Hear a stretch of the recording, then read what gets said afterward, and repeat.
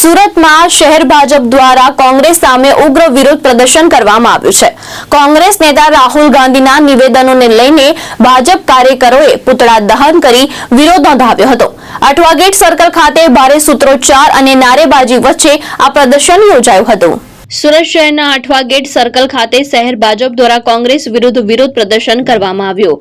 કોંગ્રેસ નેતા રાહુલ ગાંધી પર India AI impact summit 2026માં વિઘ્ન નાખવાનો પ્રયાસ કર્યાનો આક્ષેપ લગાવવામાં આવ્યો છે। ભાજપના કાર્યકરોએ આરોપ લગાવ્યો કે કોંગ્રેસ ભારતની વૈશ્વિક છબીને ખરડવાનો પ્રયાસ કરી રહી છે।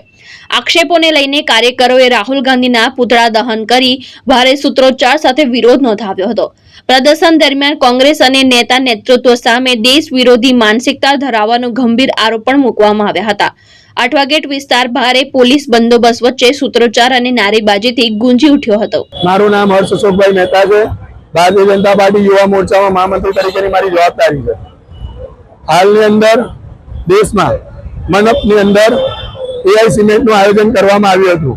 એ એઆઈ સિમેન્ટ 2047 વિકસિત ભારતને કઈ રીતે ઉપયોગી થઈ શકે જેના સંદર્ભમાં એઆઈ સિમેન્ટની અંદર આયોજનની અંદર કોંગ્રેસના જે કાર્યકર્તાઓ છે જે રાહુલ ગાંધીના ઈશારે જેમનો ખૂબ ભારતની વિકાસ યાત્રા રોકવાનો પ્રયાસ કર્યો હતો, એઆઈ સિમેન્ટનો વિરોધ કર્યો હતો અને ખૂબ નિમ્ન પગારની હરકતો કરી હતી, જેના સંદર્ભની અંદર આજે સુરત ખાતે અઠવા ગેટ પર ભારતીય જનતા પાર્ટીના રાષ્ટ્રવાદી યુવા કાર્યકર્તા અને આખી ભારતીય જનતા પાર્ટી દ્વારા એમનો વિરોધ કરવામાં આવ્યો હતો અને નરેન્દ્ર મોદી સાહેબ અને ભારતીય જનતા પાર્ટીનો વિરોધ કરતા કરતા આજે દેશનો વિરોધ કરવા માંડ્યો। શું કોંગ્રેસ માટે પાર્ટી કરતા દેશ મોટા, દેશ કરતા પાર્ટી મોટી છે?